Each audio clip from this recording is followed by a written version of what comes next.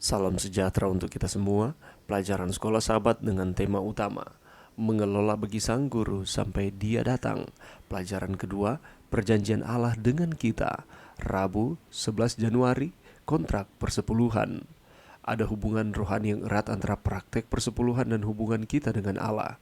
Bangsa Israel makmur manakala mereka menuruti Allah dan setia dalam mengembalikan persepuluhan.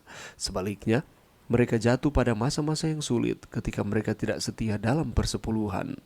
Kelihatannya mereka mengikuti siklus penurutan dan makmur, dan kemudian tidak menurut dan menghadapi masalah. Selama periode-periode ketidaksetiaan inilah sehingga Allah melalui Nabi Maleaki menawarkan kontrak bilateral dengan umatnya. Bacalah Maleaki 3 ayat 7-11. Janji-janji dan tuntutan-tuntutan apakah yang ditemui dalam ayat-ayat ini? Allah berjanji kepada bangsa itu bahwa jika mereka berbalik kepadanya, Dia akan berpaling kepada mereka. Ketika mereka bertanya apa yang dimaksudkannya dengan berbalik kepadanya, dengan jelas Dia berkata, "Berhentilah merampok aku dengan persembahan dan persepuluhan." Perampokan mereka adalah alasan mengapa mereka dikutuk. Itulah jalan keluar Allah terhadap masalah kutukan itu. Bawalah seluruh persembahan persepuluhan itu ke dalam rumah perbendaharaan. Dan jika kamu melakukan ini, maka apakah aku tidak membukakan bagimu tingkap-tingkap langit dan mencurahkan berkat kepadamu sampai berkelimpahan? Jika kita tidak memiliki ruang yang cukup untuk menerimanya, kita memiliki kelebihan di mana kita dapat menolong orang lain dan membantu memajukan pekerjaan Allah. Ia yang telah memberikan anaknya yang tunggal untuk mati bagi Anda, telah mengadakan perjanjian dengan Anda.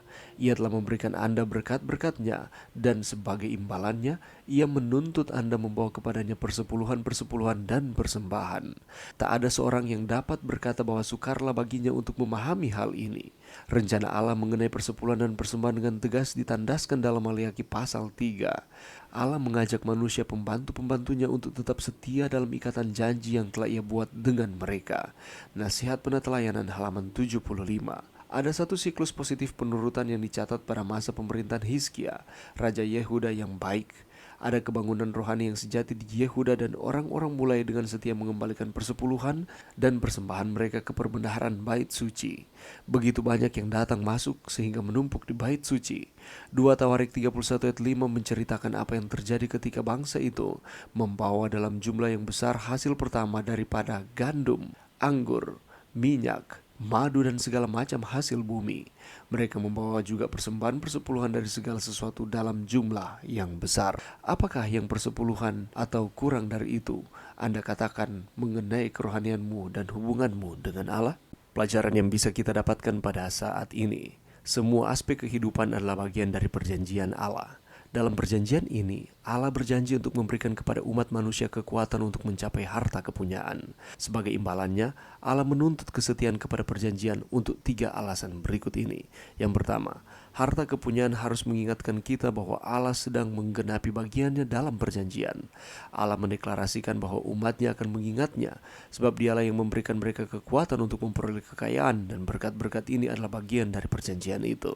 Tujuan Tuhan dalam melengkapi umatnya dengan kekayaannya adalah untuk menegaskan hubungan antara dirinya dan umatnya. Jadi, Dia mengindikasikan bahwa perjanjian itu mencakup baik aspek material dan spiritual. Dengan demikian, persepuluhan dan persembahan menunjukkan kesetiaan timbal balik antara Allah atau Dia yang memberkati dan anak-anaknya atau mereka yang mengakui, yang percaya dan yang menurutinya. Penggunaan yang setia atas harta kita pada gilirannya mengingatkan kita mengenai misi kita dalam perjanjian keselamatan kita dengan Kristus, yaitu bahwa Allah menginginkan agar kita melalui berkat-berkat yang dianugerahkan kepada kita akan membuat namanya dikenal di antara semua bangsa. Yang kedua adalah pengembalian atau penahanan persepuluhan dan persembahan merupakan sebuah indikasi kondisi kerohanian seseorang dengan Allah. Harta kepunyaan adalah bagian dari perjanjian Allah dengan umatnya. Fakta ini menjadi jelas dalam ketidaksetiaan Israel kuno selama masa kemurtatan mereka. Di sisi lain, selama kebangunan rohani, pengembalian persepuluhan dengan setia dan persembahan yang murah hati mengindikasikan suatu pembaruan perjanjian dengan Allah. Yang ketiga, menjadi setia dalam harta kepunyaan adalah suatu cara memuliakan Allah menurut Amsal 3 ayat 1-10. Ketika kita melihat ayat ini lebih rinci, kita mengamati hal berikut.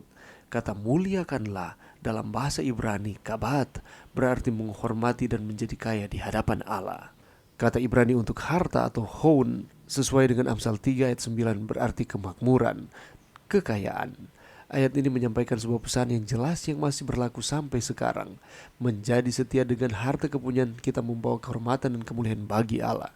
Nasihat umum ini dirincikan dengan baik dalam kitab suci, dalam hukum-hukum yang berkaitan dengan persepuluhan dan persembahan. Itulah sebabnya Allah berjanji kepada bangsa Israel bahwa apabila mereka berbalik kepadanya, maka Tuhan akan kembali bersama-sama dengan mereka. Yang dimaksudkan dengan berbalik kepadanya ialah berhenti merampok Tuhan dengan persembahan dan persepuluhan. Jadi, harus memberikan persepuluhan itu adalah kewajiban karena ia meminta 1/10 dari setiap penghasilan untuk dikembalikan kepadanya. Dan persembahan adalah ucapan syukur kita kepada Tuhan. Dan ini berlaku sejak zaman bangsa Israel sampai kita pada saat ini. Apabila kita melakukannya, maka Allah akan membukakan tingkap-tingkap langit dan mencurahkan berkat sampai berkelimpahan. Allah yang telah memberikan anaknya yang tunggal untuk mati bagi kita telah mengadakan perjanjian dengan kita. Ia telah memberikan kita berkat-berkatnya dan sebagai imbalannya ia menuntut kita membawa kepadanya persepuluhan dan persembahan. Rencana Allah mengenai persembahan dan persepuluhan dengan tegas ditandaskan dalam Maleakhi pasal 3. Allah mengajak manusia untuk tetap setia dalam ikatan janji yang telah ia buat dengan mereka. Jadi ada kontrak antara kita dengan Allah, ialah mengenai persepuluhan. Mari berdoa. Terima kasih Tuhan atas firman-Mu pada saat ini. Kami mau berkomitmen untuk terus mengembalikan persepuluhan sebagai tanda bahwa kami adalah anak-anak Allah. Dan kami mau memberikan persembahan syukur kami kepada Tuhan sebagai ucapan syukur. Rasa terima kasih kami kepada Tuhan atas segala sesuatu yang Tuhan telah berikan di dalam kehidupan kami. Terima kasih Tuhan, ini doa kami di dalam nama Yesus. Amin.